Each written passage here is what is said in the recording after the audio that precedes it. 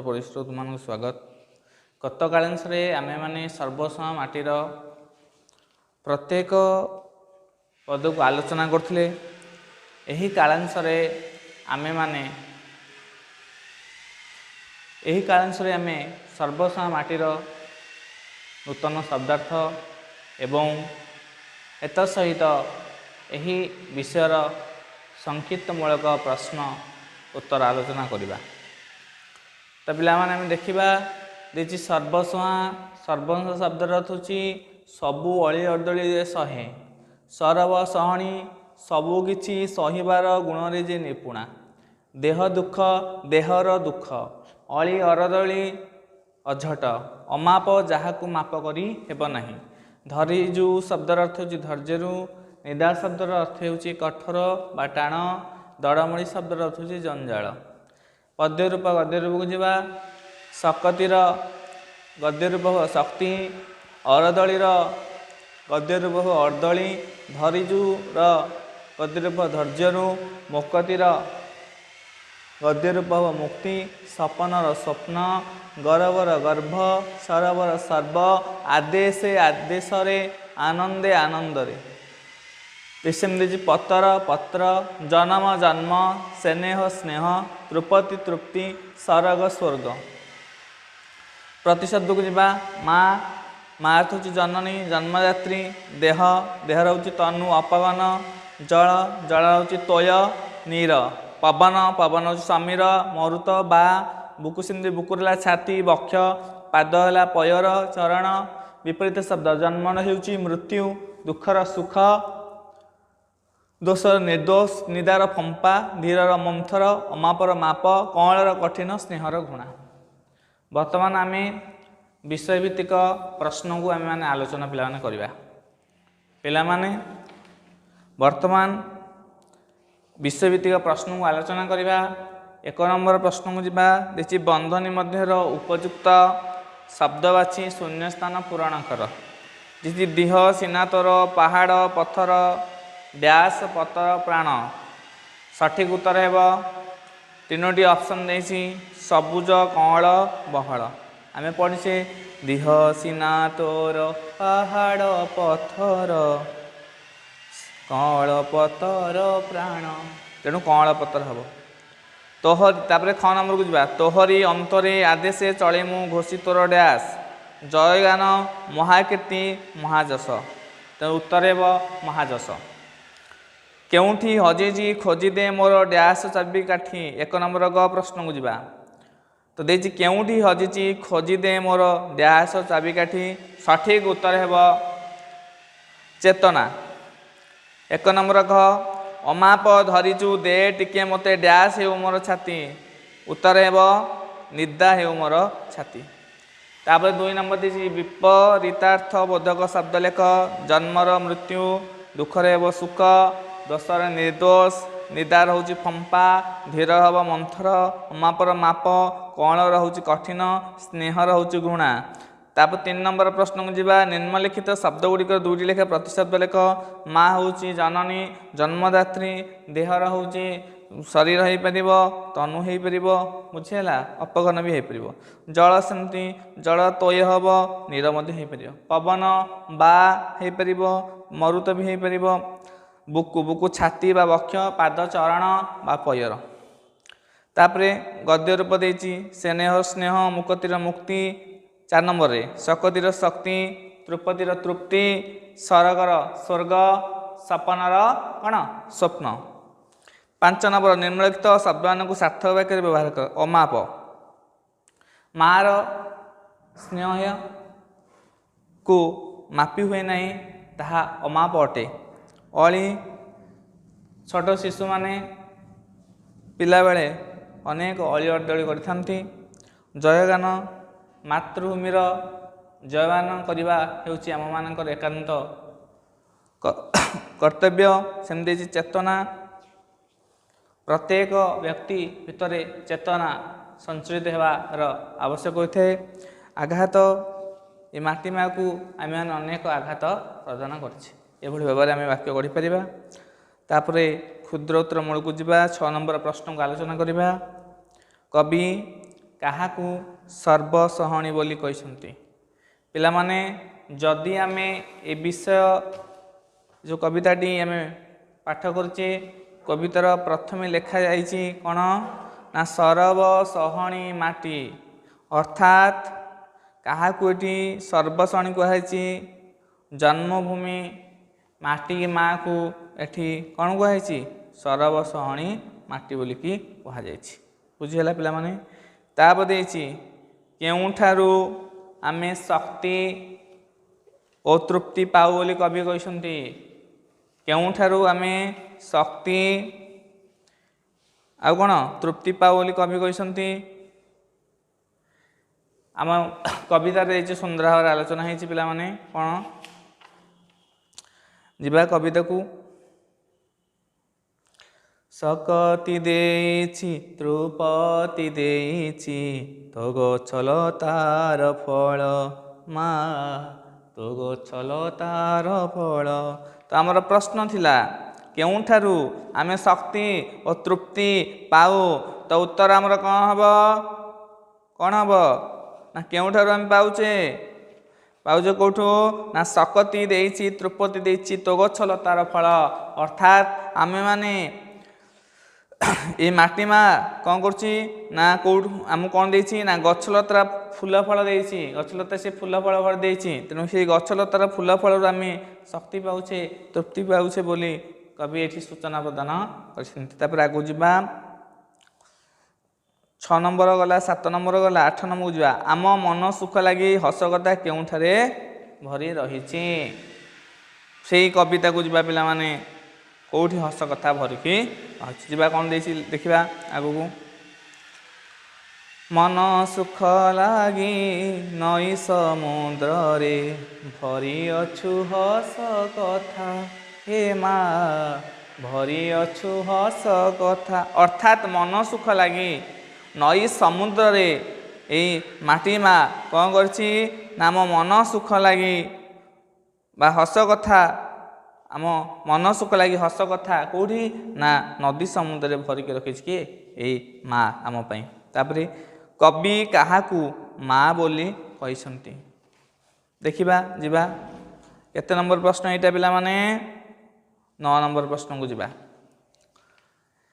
କାହାକୁ ମା ବୋଲି କୁହାଯାଇଛି? ତୁହି ଦେବ ଭୂମି ତୁହି ବୀର ଭୂମି, ତୁହି ମୋ ଭାରତ ମା, ହେ ମା ତୁହି ମୋ ଭାରତ ମା। ତୁହି ଦେବ ଭୂମି ତୁହି ବୀର ଭୂମି, ତୁହି ମୋ ଭାରତ ମା। ଏଠି କାହାକୁ ମା ବୋଲି କୁହାଯାଇଛି? କବି ନିଜର ଜନ୍ମମାଟି ଭାରତକୁ ମା ବୋଲି ଅଭିହିତ କରିଛନ୍ତି। ତାପରେ 11 ନମ୍ବର, 9 ନମ୍ବର ଗଲା, 10 ନମ୍ବରକୁ ଯିବା। ମାଟି ଚେରମୂଳ ଗଛଲତା ସାଇତି ରଖିବା ପଛରେ କି ଉଦ୍ଦେଶ୍ୟ ରହିଛି?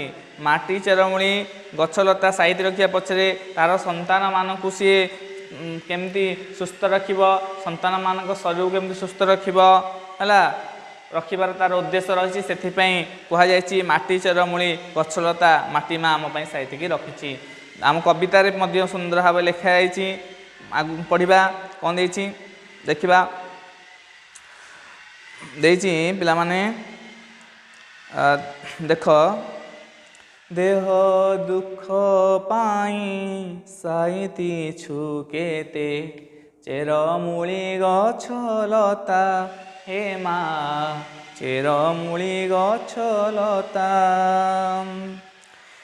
ତାପରେ ଯିବା 11 ନମ୍ବର ପ୍ରଶ୍ନ। ସ୍ୱର୍ଗଠାରୁ ମାଟି ଆକର୍ଷଣ କବିଙ୍କ ପାଇଁ ଅଧିକ, ଏ କବିତାର କେଉଁ ପଦରୁ ଜଣାଯାଏ? ସୁନ୍ଦର ଭାବରେ ଲେଖା ହେଇଛି। କ'ଣ ଦେଇଛି ନା ସ୍ୱର୍ଗଠାରୁ ମାଟିର ଆକର୍ଷଣ କାହିଁକି ଅଧିକ ହୋଇଥାଏ? ଲେଖା ହେଇଛି, ସ୍ୱର୍ଗ ଡାକିଲେ ମନ ବଳେ ନାହିଁ, ଛାଡ଼ିବାକୁ ତୋର କାଖ, ହେ ମା ଛାଡ଼ିବାକୁ ତୋର କାଖ। ବୁକୁ ମୋ ଭୁଲାଏ ଆଖି ମୋ ଭୁଲାଏ, ତୋ ବଣ ପକ୍ଷୀର ଡାକ। ତେଣୁ ସରଗ ଡାକିଲେ ମନ ବଳେ ନାହିଁ ଛାଡ଼ି। ଏଇ ଯେଉଁ ଦେଇଛି ପଙ୍କ୍ତିଟି ତାକୁ ଲେଖିବ ପିଲାମାନେ। ସରଗ ଡାକିଲେ ମନ ବଳେ ନାହିଁ ଛାଡ଼ିବାକୁ ତୋର କାଖ ଛାଡ଼ିବାକୁ ତୋର କାଖ ହେଲା। ତାପରେ 12 ନମ୍ବର ପ୍ରଶ୍ନକୁ ଯିବା ଆଲୋଚନା କରିବା। କେଉଁ କର୍ମ ହେତୁ କବି ଏ ଦେଶକୁ ବୁଲିବାକୁ ଆସିଛନ୍ତି? କେଉଁ କର୍ମ ହେତୁ ଦେଇଛି କବିତା ଦେଇଛି, ସୁନ୍ଦର ଭାବରେ ଦେଇଛି। କ'ଣ ଦେଖିବା ଆଗକୁ? କେଉଁ କର୍ମ ବଳରେ କବି ଏଇ ଦେଶକୁ ବୁଲି ଆସିଛନ୍ତି? କେତେ ତପ କରି ଜନମରେ ଆସିଛି ତୋ ଦେଶେ ବୁଲି ହେ ମା ଆସିଛି ତୋ ଦେଶେ ବୋଲି। କେତେ ତପସ୍ୟା ରୂପକ ପୁଣ୍ୟ କର୍ମର ଫଳ ହେତୁ କବି ଦେଶକୁ ବିଚରଣ କରିବାକୁ ଆସିଛନ୍ତି ବୋଲି ଏଠି ସୁନ୍ଦର ଭାବରେ ପିଲାମାନେ ଉପସ୍ଥାପନ କରାଯାଇଛି। ତାପରେ ଆଗକୁ ଯିବା। ମାଟିର ମହାଯଶ ଘୋଷିବାକୁ କବି କାହାଠାରୁ ଆଦେଶ ପାଇଛନ୍ତି? ମାଟିର ମହାଯଶ ଘୋଷିବାକୁ କବି ଜନ୍ମ ମାଟିର ଅନ୍ତରରୁ ଆଦେଶ ପାଇଛନ୍ତି। ପିଲାମାନେ ଦିଆହେଇଛି କ'ଣ?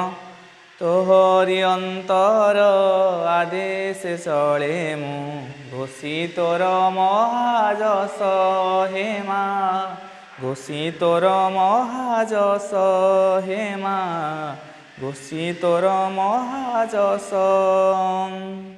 ତାପରେ ଆଗକୁ ଯିବା। 14 ନମ୍ବର ପ୍ରଶ୍ନ। ମାଟିର ମା ଆମ ଦୋଷକୁ କାହିଁକି କ୍ଷମା କରିଛି? କାରଣ ଆମେ ହେଉଛି ତାର ସନ୍ତାନ। ସନ୍ତାନର ସବୁ ଅଳି ଅର୍ଦଳିକୁ, ସନ୍ତାନର ସବୁ ପଦାଘାତକୁ, ସନ୍ତାନର ସବୁ ପାଦପୀଡ଼ାକୁ, ସନ୍ତାନର ଅସହ୍ୟ ଯନ୍ତ୍ରଣାକୁ, ସନ୍ତାନର ଅସହ୍ୟ ଯାତନାକୁ ମା ସହ୍ୟ କରିଥାଏ। ସେଥିପାଇଁ ତ ସିଏ ମୋହନିଆ ହେଇଛି, ସେଥିପାଇଁ ସିଏ କମନିଆ, ସେଥିପାଇଁ ତାକୁ କ୍ଷମାମୟୀ ବୋଲି କୁହାହେଉଛି। ତେଣୁ ମାଟିର ମା କ'ଣ କରିଛି? ଆମ ଦୋଷକୁ କ୍ଷମା କରିଥାଏ। ଆମର ଯେତେ ଦୋଷ କଲେ ମଧ୍ୟ ସିଏ ଆମକୁ ଆମ ଉପରେ ରାଗେ ନାହିଁ। ଯେତେ ରାଗ ରୋଷ କରେ ତୋହ ପାଖେ ମା ବୋଲି ଯାଉ ଭୁଲି ହେ ମା ମା ବୋଲି ଯାଉ ଭୁଲି। ତାପରେ ଆଗକୁ ଯିବା। ବଣପକ୍ଷୀର ଡାକ ଶୁଣି ଦେହରେ କି ଭାବ ସୃଷ୍ଟି ହୁଏ? ବଣପକ୍ଷୀର ଯେତେବେଳେ ଆମେ ଡାକ ଶୁଣୁଛେ ସେତେବେଳେ କ'ଣ ହୁଏ ନା ଆନନ୍ଦରେ ଛାତି ଫୁଲି ଉଠେ ଏବଂ ଆଖି ବାସ୍ତବତାକୁ ଭୁଲିଯାଏ। ବାସ୍ତବ ଦୁନିଆରେ ପ୍ରକୃତିର ସେହି ଅପରୂପକୁ ଦେଖି ସେ ବିମୋହିତ ହୋଇଯାଏ ବୋଲି କୁହାଯାଇଛି। ସେଥିପାଇଁ ତ କବିତାର ସୁନ୍ଦର ଭାବରେ ତାକୁ ଲେଖିଛନ୍ତି ବିଦ୍ୟୁତ୍ ପ୍ରଭା ଦେବୀ। କ'ଣ? ବୁକୁ ମୋ ଫୁଲାଏ ଆଖି ମୋ ଫୁଲାଏ ତୋ ବଣ ପକ୍ଷୀର ଡାକ ହେ ମା ତୋ ବଣ ପକ୍ଷୀର ଡାକ। ପିଲାମାନେ ବର୍ତ୍ତମାନ ସଂକ୍ଷିପ୍ତମୂଳକ ପ୍ରଶ୍ନର ଉତ୍ତରକୁ ଆମେ ଆଲୋଚନା କଲେ। ତାପରେ ତୁମର ସରଳାର୍ଥ ଦେଇଛି। ଜନମ କାଳୁ ଯେ ଦେହେ ତ ଆଘାତ କେତେ ନ ଦେଇଛି ମୁହିଁ ନିଜ ଛୁଆ ବୋଲି ସବୁ ଦୋଷ ସିନା କ୍ଷମୀ ଅଛୁ ଏକା ତୁହି ମାଲୋ କ୍ଷମୀ ଅଛୁ ଏକା ତୁହି କ୍ଷମୀ ଅଛୁ ଏକା ତୁହି। ମୁଁ ଏଇ ବିଷୟ ଯେତେବେଳେ ବ୍ୟାଖ୍ୟା କରୁଥିଲି ସୁନ୍ଦର ଭାବରେ ଏ ବିଷୟରେ ବିଶଦ ଭାବରେ ତୁମମାନଙ୍କୁ କହିଛି। ତୁମମାନେ ତାକୁ ବାରମ୍ବାର ଶୁଣିବା ସହିତ ତାକୁ ନିଜର ଖାତାରେ ଲେଖିନେବ। ତେଣୁ ତଥାପି ଆଲୋଚନା କରିବା। ଯେତେବେଳେ ସରଳାର୍ଥଟି ଆମେ ଲେଖିବା ପ୍ରଥମେ ପ୍ରୋକ୍ତ ଯଦି ଗଦ୍ୟ ଥାଏ ପଦ୍ୟାଂଶଟି ଲେଖିବା, ଯଦି ପଦ୍ୟ ଥାଏ ପଦ୍ୟାଂଶଟି ଲେଖିବା। ପ୍ରୋକ୍ତ ପଦ୍ୟାଂଶଟି ଆମର ସାହିତ୍ୟ ସିନ୍ଧୁ ପୁସ୍ତକର କେଉଁଠି ଆସିଛି ନା ସର୍ବସମା ମାଟି କବିତାରୁ ଆଣିତ। ଏହି କବିତାଟି ମୁଖ୍ୟ ପୁସ୍ତକ ମାଟି ପାଣି ପବନରୁ ସଂଗୃହୀତ। ଏଠାରେ କିଏ କବି ବା ନାରୀ କବି ବିଦ୍ୟୁତ୍ ପ୍ରଭା ଦେବୀ କ'ଣ କରିଛନ୍ତି ନା ଜନମ କାଳୁ ଯେ ଦେହେ ତ ଆଘାତ କେତେ ନ ଦେଇଛି ମୁଇଁ ନିଜ ଛୁଆ ବୋଲି ସବୁ ଦୋଷ ସିନା କ୍ଷମୀ ଅଛୁ ଏକା ତୁହି କ୍ଷମୀ ଅଛୁ ଏକା ତୁହି। ଏଠି ବିଦ୍ୟୁତ୍ ପ୍ରଭା ଦେବୀ ସନ୍ତାନ ତାର ମା ଉପରେ ଯେତେ ମାଆକୁ ଯେତେ କଷ୍ଟ ଯନ୍ତ୍ରଣା ଦେଲେ ସୁଦ୍ଧା ସେ ତାକୁ କିଭଳି ଭାବରେ ସହ୍ୟ କରିଥାଏ ସେ କଥା ସେ କହିଛନ୍ତି। ନାରୀ କବି ବିଦ୍ୟୁତ୍ ପ୍ରଭା ଦେବୀ ମାଟି ମାଆର ମୁକ୍ତିର ହେଲା ସେ କହିଛନ୍ତି ଯେ ମାଟି ମାଆର ସନ୍ତାନ ବତ୍ସଳା ରୂପ ଯେଉଁ ରହିଛି ତା ସନ୍ତାନ ପାଇଁ ତାର ଚରିତ୍ରକୁ ଚିତ୍ରଣ କରିଛନ୍ତି। ଜନମ କାଳୁ ଯେ ଦେହେ ତ ଆଘାତ କେତେ ନ ଦେଇଛି ମୁହିଁ ନିଜ ଛୁଆ ବୋଲି ସବୁ ଦୋଷ ସିନା କ୍ଷମୀ ଅଛୁ ଏକା ତୁହି। ତ ଆମେ କେମିତି ଲେଖିବା ଦେଖୁ। ପ୍ରୋକ୍ତ ପଦ୍ୟାଂଶଟି ଆମ ପଠିତ ସାହିତ୍ୟ ପୁସ୍ତକର ସର୍ବସମା ମାଟି ଶୀର୍ଷକ କବିତାରୁ ଆସିଅଛି। ଏହି କବିତାରେ ନାରୀ କବି ବିଦ୍ୟୁତ୍ ପ୍ରଭା ଦେବୀଙ୍କ ये कविताटी कौटू आसी ना ये कविताटी नारी कवि विद्युत प्रभा देवी माटी पानी पवन कविता पुस्तक संगृहीत होती। एठारे नारी कवि माटी मार महनीयता गुण को वर्णना करने उद्देश्य जाई संतान वस्त्र रूप को चित्रण कर माँ केमती ता पिलापाई है संतान वस्त्रा होता है। तेणु नारी कवि माटी मार संतान वस्त्रा रूप को ये चरित्र चित्रण कर पाने। जननी और जन्मभूमि स्नेह ममता त्याग बल संतान संसार बुकुरे छोटू बड़ होता है। जननी परी जन्मभूमि मध्य तार संतानर शरीर को परिपुष्ट करने समस्त आवश्यकता को निज पक्षरे साइती कर रखि था पिला माने। आउ कौन सही जाए ता संतानर सकल अली अर्दल को सही जाए पादपीड़ा को सही जाए समस्त जातना को कारण सी हूँ माँ माँ हूँ सर्वस्वा बोली कहुई। ता पाखरे कौन सी रागरोष न थाए सी एक समर्पित भाव प्रदर्शित करें। माँ तार दुष्टपाई जी स्नेह थाए शिष्टपाई से स्नेह थाए ता प्रति पातर अंतर भेदभाव ता मन मध्य न थाए। माटी मार हृदय हूँ विराट तेणु माटी माँ सबकिछि भूली जाए ता संतान रागरस को जन्म कालू ता देहरे जिते घात प्रतिघात आम मैंने सब देचे किंतु सर्वस्व माटी से सबको मथापाति सह्य करे से कहुई जननी सबुठार ऊर्धरे। तेणु जननी परि स्नेह ममता दे पालन करुवा माटी माँ आमपाई चिर नमस्या कहुई। कारण जननी और जन्मभूमि व्यतीत संतान दोष को अन्य कि क्षमा कर कौन शक्ति न थाए। तेणु माँ हूँ महनिया माँ हूँ वंदनिया बोली कि सुंदर भाव में पाने ये आलोचना कराई। तापरे द्वितीय षडार्थ को जीवा अमाप धरी जु दे टिके मते निदा हेउ मोर छाती हे माँ निदा हेउ मोर छाती निजे दुख सही ए जगत पाई लागी पड़े दिन राति हे माँ लागी पड़े दिन राति।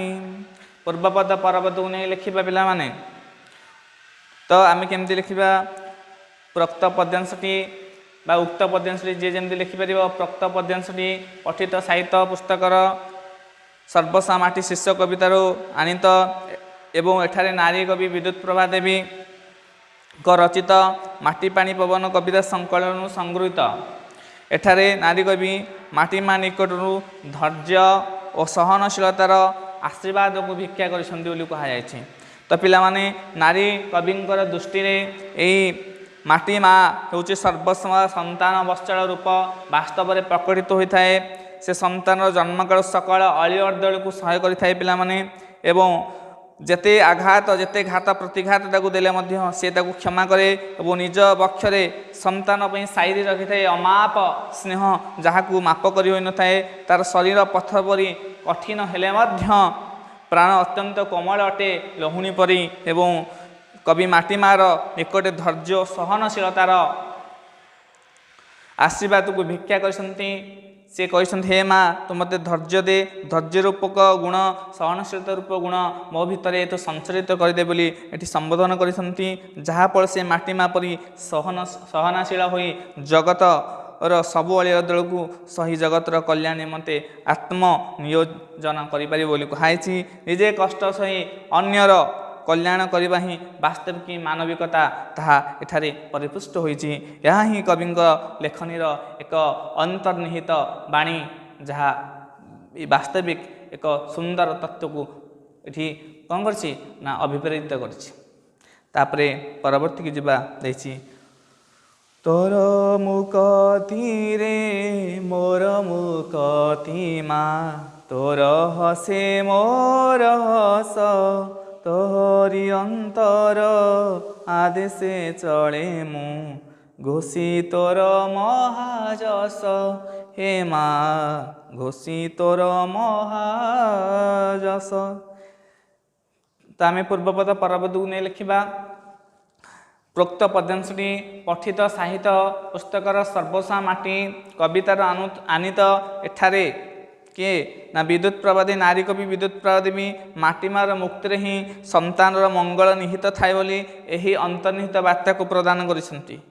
माटी मार मुक्ति ही संतान हुए मुक्त माटी माँ हसिले ही संतान मुखरे खेले हसर लहरी कारण तार स्नेह ममतार गणत तड़ी संतान गण सुखरे कालातिपात करती बोली कहुई। से माटी माँ जदि बंदिनी होगी थाए तेज हजि जाए तार संतान मानकर सब सुख शांति। तेणु माटी मार मुक्ति ही हूँ एकांत काम्य बोली कहुई पाने। तेणु माटी माँ को सर्वदा मुक्त रखापी संतान मानक मातृभक्त होगाक पड़ो मातृप्रीति जागरित करा पड़ो हृदय माँ प्रति मातृभूमि प्रति से प्रीतिभाव जागृत होगा नित्यंत आवश्यक।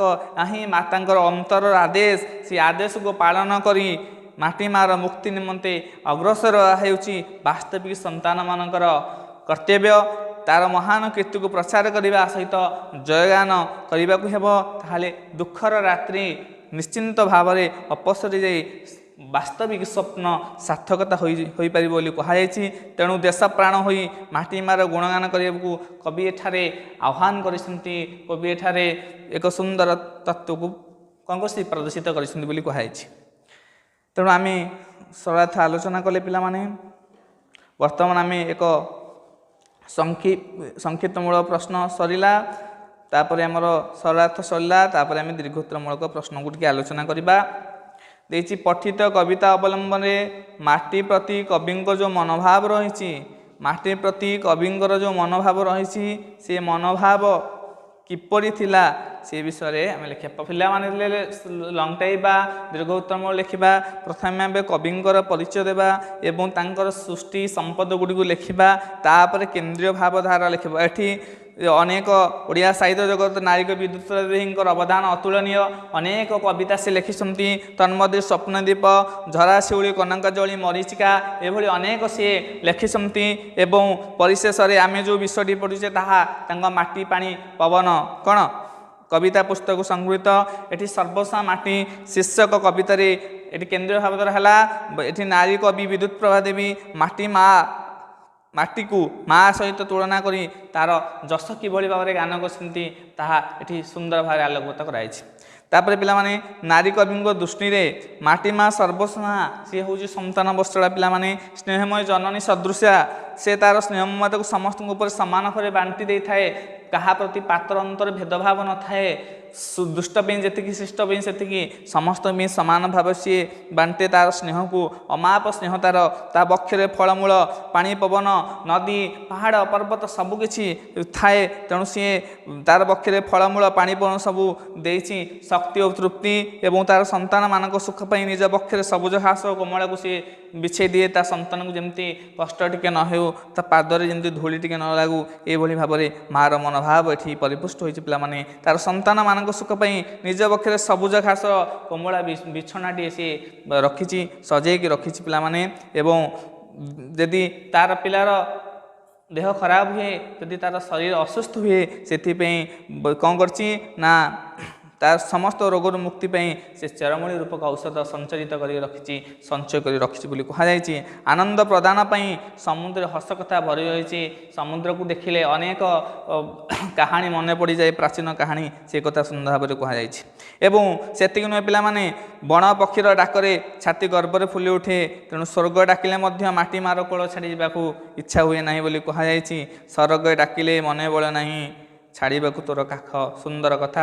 माटी मार शरीर पत्थर पड़ी टाण हेले तार प्राण अत्यंत कोमल लोहणी परी कोमल होता है। से सर्वदा एमती नड़िया पिला माने नड़िया उपर को टाण होता है किंतु भितर कोमल होता है। माटी मार अंतर से भाई थाए से तार संतान मान सब अलिअर्दल को सब रागदोष को भूली जावा सहित है केबेले सी प्रतिवाद कर नए जिते आघात कले से क्षमा कर दी से माँ हूँ वंदनिया। तेणु तार सी अमाप धैर्य अधिकारिणी माटी माठ धैर्य जाचना करी कवि गाई अमाप धरीजु दे टिके मते निधाई मोर छाती निजे दुख सही ए जगत पई लागी पड़े दिन राति मालो लागी पड़े दिन राति।